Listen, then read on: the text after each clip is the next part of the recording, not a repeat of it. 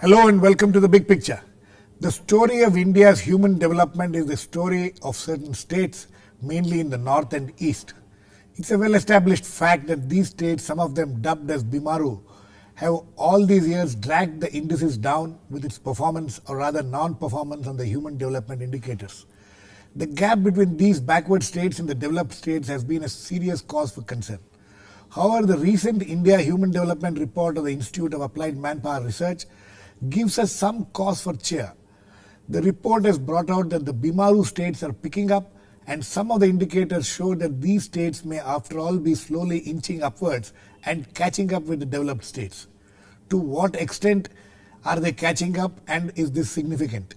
How is it affecting the states and especially the marginalized sections belonging to the states? What will be the overall impact? We will discuss all this with Dr. Santosh Mehrotra, Director General of the Institute of Applied Manpower Research, who has done this report, Vipul Mudgal, Project Director at the Center for the Study of Developing Societies, Professor Ravi Srivastava, Center for the Study of Regional Development at the JNU, and Deepa Sinha, member of the Right to Food campaign. Welcome to all of you. Santosh, I think you will have to tell us how significant is this report. You are saying that there has been a 46% growth in the HDI between 2000 and 2011-12 in these last 12 years. Is this something which you would say is quite remarkable, or is this something which was expected compared to the previous year's record? Well, I would argue that it is actually very remarkable, because let me just explain that what we have done in the last few weeks is to prepare an update on the report that we had published with Oxford University Press in late 2011. Right. Now, that report, the one which we published in 2011, had estimated the HDI only up to 2008. But since then, of course, 2 points of time data have become available, and therefore we've estimated it now for 2011-12. Now, the following is very interesting, that we had found that between 2000 and 2008, over that 8-year period, there had been a 21% improvement or increase in the HDI, which is, as you know, composed of 3 sub-indices, which is income, health, and education indices. Right. Now, compared to that 8-year period increase of 21%, we now find that in the 12-year period it's a 46% increase, which is very remarkable, which means that the pace of improvement has clearly picked up post 2007-8. And it's remarkable, in fact, for 2 other reasons.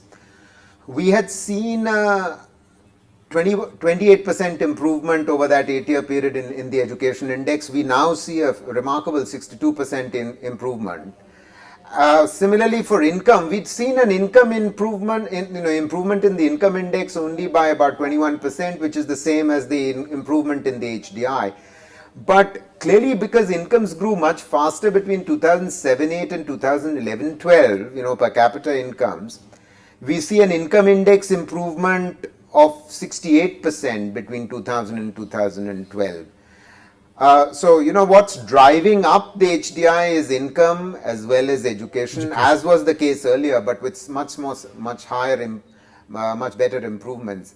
But the bad news is that, as we'd found in the original report, that the health index had improved slowly.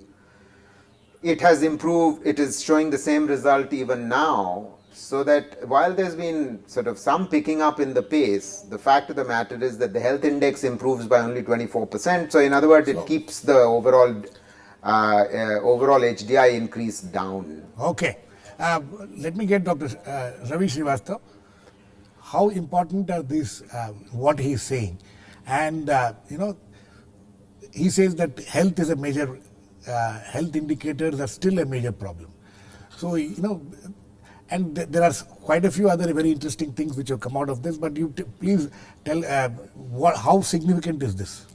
Well, I think first let me note 3 things. First is definitely there has been an improvement in human development in the BIMARU states, or in the the states which had very low levels of human development initially, and that is certainly to be noted. There has been a pickup as far as growth rates in income are concerned, state domestic product are concerned, but I believe they have not been to the extent that they are brought out by statistics. I think the statistics of some of the states are actually extremely, I would say, I would be wary of giving too much credence to the NSDP statistics of some of these states if you break down and look at them.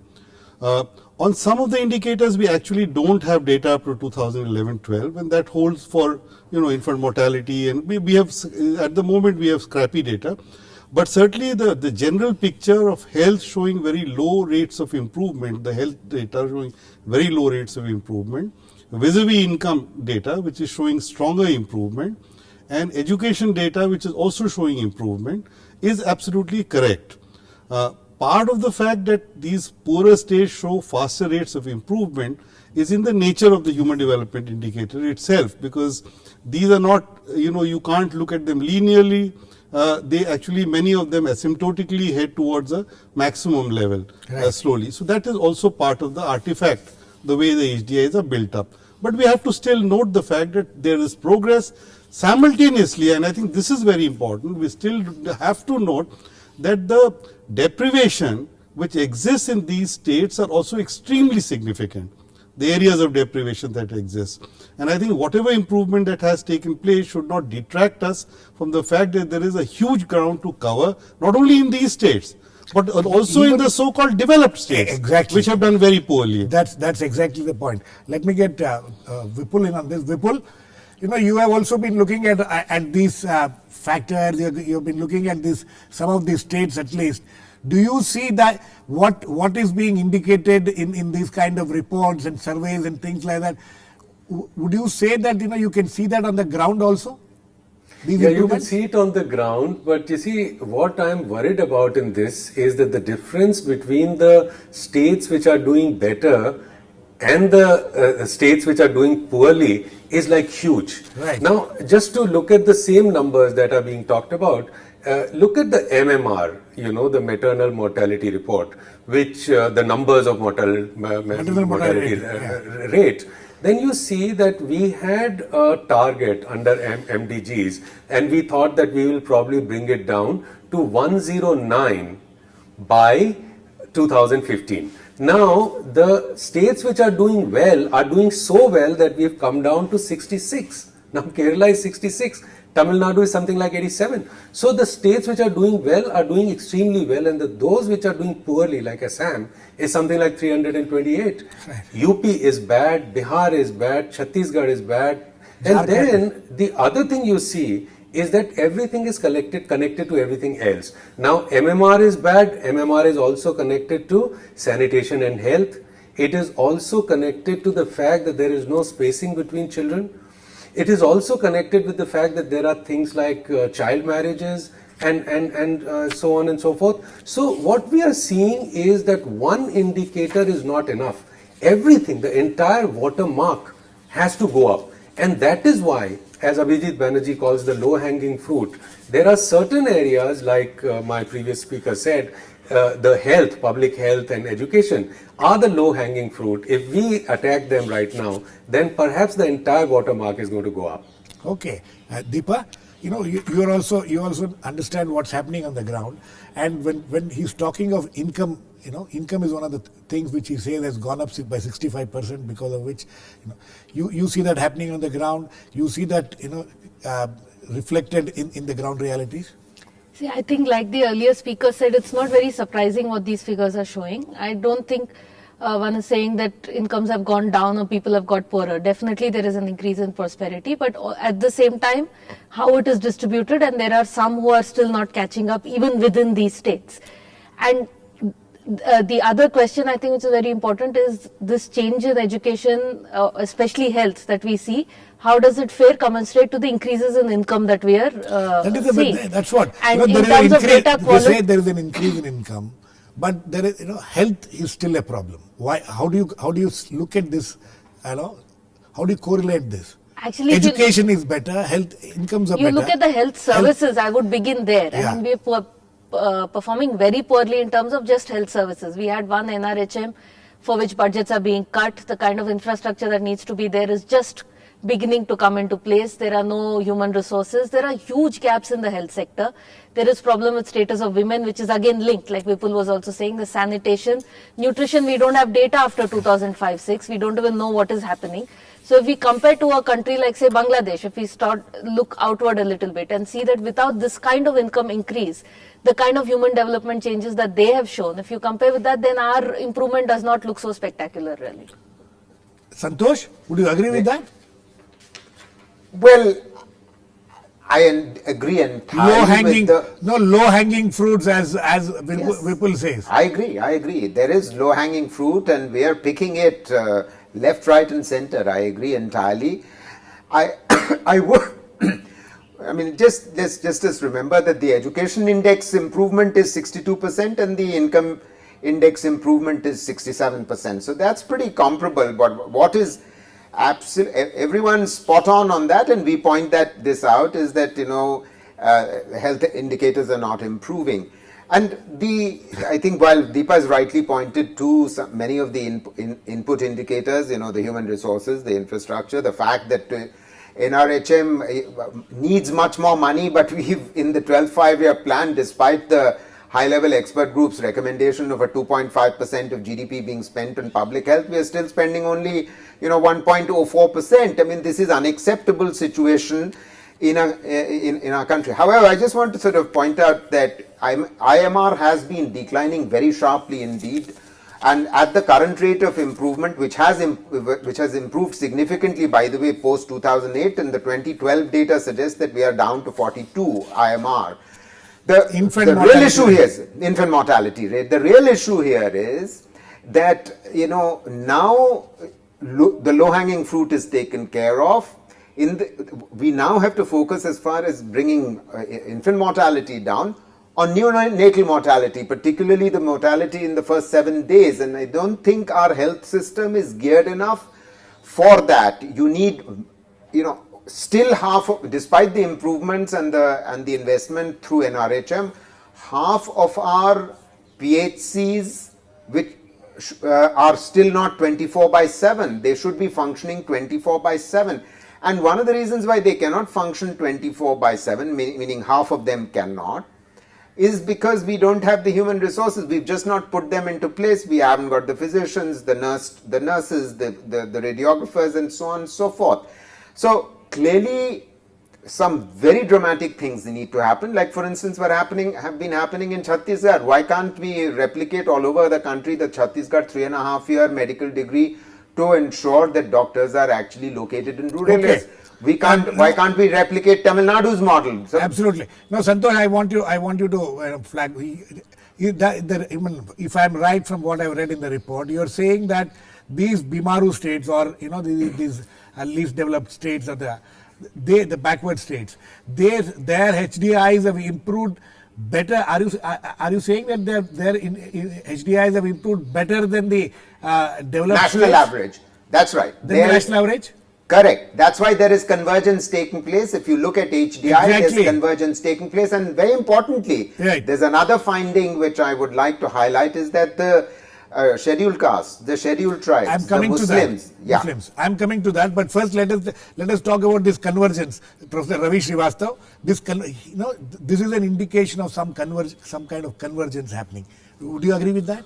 Well, I think that this is absolutely true. I mean, even when you look at 91 and 2001, you do find an evidence of convergence, and this is basically because of the extremely low base of human development in the poorer states, and therefore the percentage improvement that you see in areas, whether it is enrollment rates or whether you look at if you don't take the log of incomes as the international, if you look the improvement in incomes, you do see a faster improvement in the poorer states. But the gap between them and the developed state is still, there is still quite significant. That is one point one should note, and I think one should still note that both within these states, of course, there are large areas because of the inequities in health, because of the inequities in education, because of the inequalities in income, and also within the developed states. No, One of the reasons, sorry, I just wanted to say one of the reasons why you see this pattern is also because in some of the areas, the developed states, I mean, for example, Gujarat, which is talked about very much, in many areas, although it's first as far as per capita state domestic product is concerned, in many of these areas, its performance hovers around the national average or below the national average in some cases. No, the top five ranks according to this of states according to this report is Kerala, Delhi, Himachal, Haryana, and Punjab.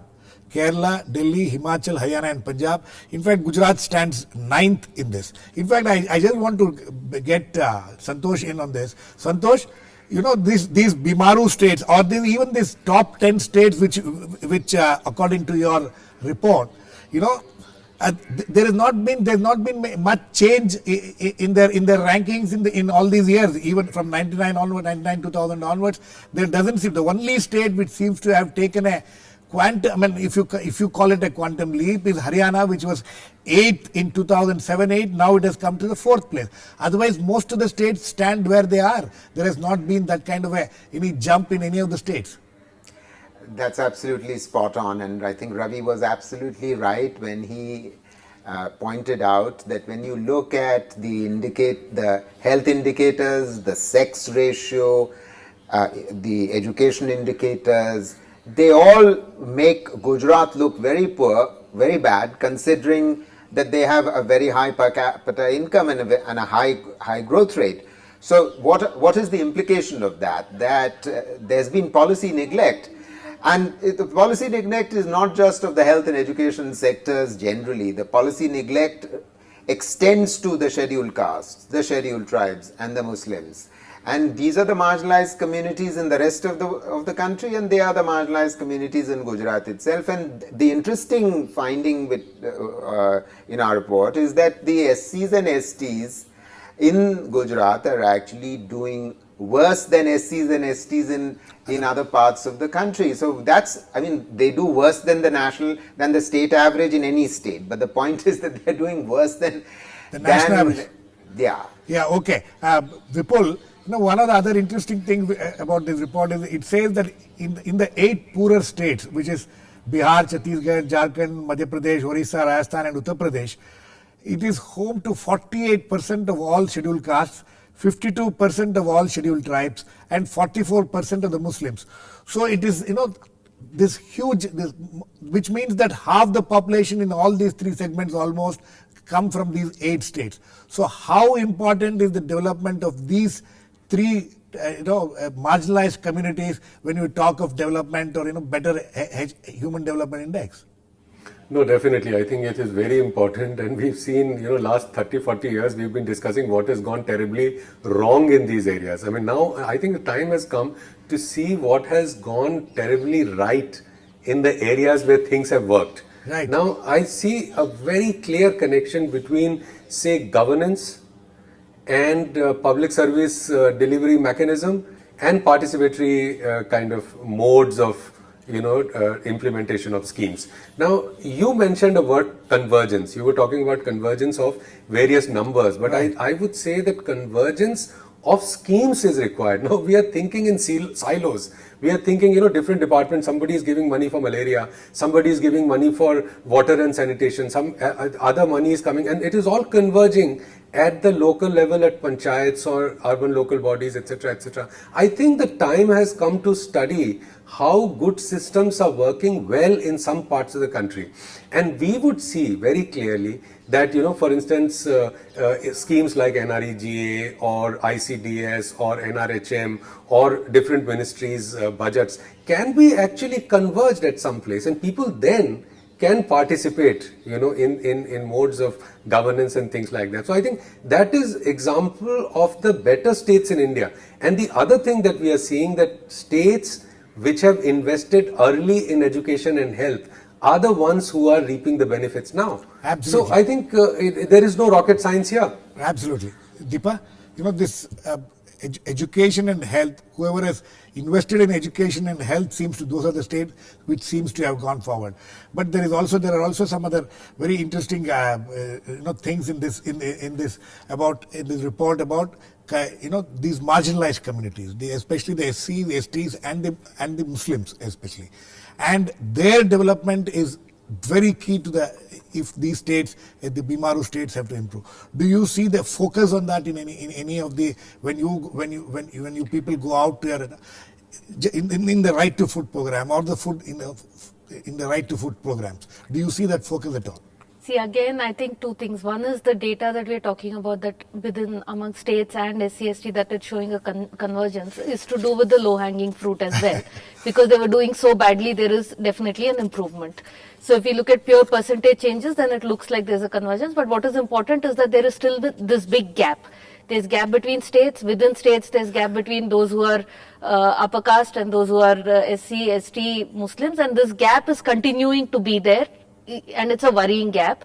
And of course, they have to be focused if you want to bring the averages up also. And definitely that is not happening as much. I just want to make one more point, that when we talk about BIMARU, I think it's time now that we really disaggregate that also, because they're not moving together so much from what at least we see on the ground. It's a UP and a Chhattisgarh. I'll just come to you, Vipul. Yeah. Chhattisgarh and UP, the policy environment, the way things are working, governance is definitely not same. Or say Odisha. So I think taking Vipul's point that I think it's time for us to learn from good experiences. Not just Tamil Nadu, Himachal, but also poorer states like Chhattisgarh, Odisha, which are doing well. Things have improved and the governance level has improved, you will say. Yeah, I mean, I think this is exactly, taking on what Vipul said and what Deepa said just now. Actually, we focus a great deal on the negatives. Yes. But if you look at why some outcomes have emerged, they may not be as good as we would like them to be, is because governance and delivery is beginning to make a difference. Absolutely. Expenditures in some areas are actually translating into outcomes. In fact, this report in some states. This report makes that point. Yeah. Yes, Vipul, very quickly before I come back to I was just going to say, add to the point that Deepa was making, that if you want to see the different blocks in different states, you would actually realize that there are just about 6 or 7 blocks which are pulling down the entire average of a whole state. So, now I was studying some gender gap in some places in Rajasthan, and we saw that Savai Madhopur, Dholpur, Tonk and 3 or 4 other places were actually pulling down the entire average of Rajasthan. So, time has come to actually, I'm really glad that this kind of study has come out, and we need now the same numbers at the block level,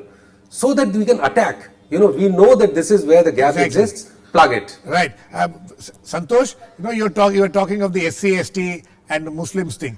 In fact, your report says that what is happening on those three fronts, on those three, disadvantaged fronts, is, there are some positives which have happened, and you are saying that this shows that there is a move towards social inclusion.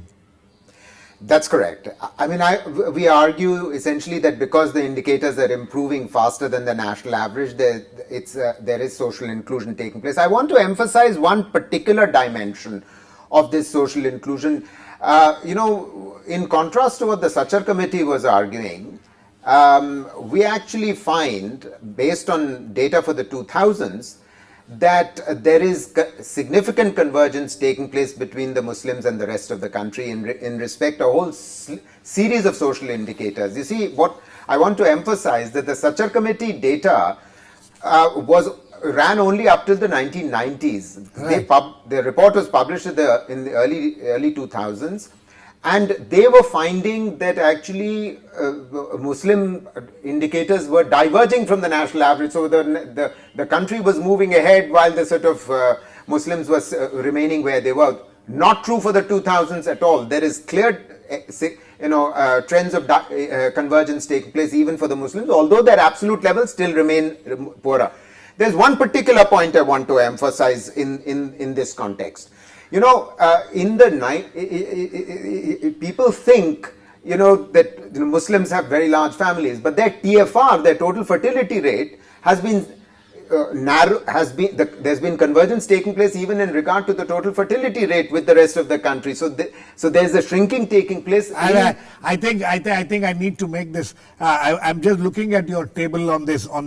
The total fertility rate of all groups is 2.6, whereas for Muslims it is 3.09, and for ST it is 3.12, and SC 2.92. There's not, so the gap is not much. That's what you're trying to say. I am saying that, you see, if you looked at the fertility rate in the 90s, Okay.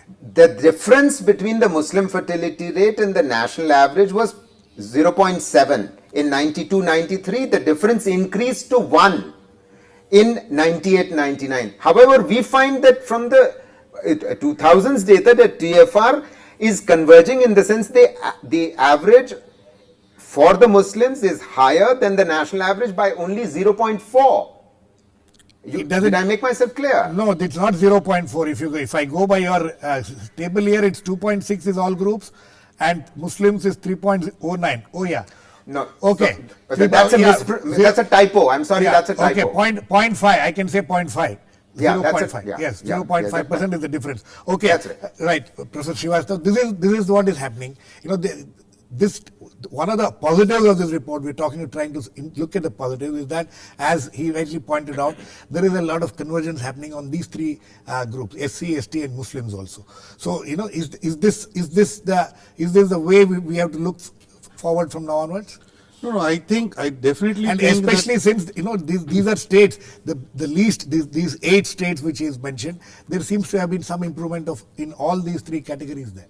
No, there is definitely an improvement in certain respects, and I think the report notes it quite correctly.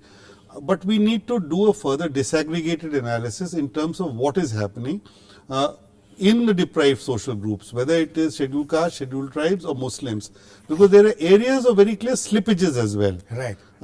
Because of the patterns of employment. I think we are completely running out of time. I just need to flag 3 of the challenges which the report talks about. In the 3 of a few challenges which it talks about, the report talks about is illiteracy among Muslims concentrated in 3 states. 3 states of UP, Bihar, and West Bengal. Female illiteracy in rural India is a major challenge, holding back social inclusion. Female illiteracy in rural India. And high dropout rate is a major hindrance in success of Sarva Shiksha Abhiyan. Decline in attendance at higher level of education, low mean years of schooling, and fulfillment of various provisions of RT Act. Santosh, these are the challenges, right? I would highlight one more, which I think we make a big deal of, and rightly so, in the report, which is sanitation. Yes. Over the period 2001 to 2011, in rural areas, the percentage of households that have access to a toilet has gone up from only 21% to 31%. Right. This is just not good enough. 70% of the rural population of our country doesn't even have access to toilets. And those who have toilets, they don't use them because the program is focused upon just simply building toilets, whether or not they are used or not. Okay, and another thing which you have failed to, we not mentioned, is about the number of households with no access to drinking waters increased between 2001 and 2000. It has not come down; it has increased. Vipul, very quick last words to you.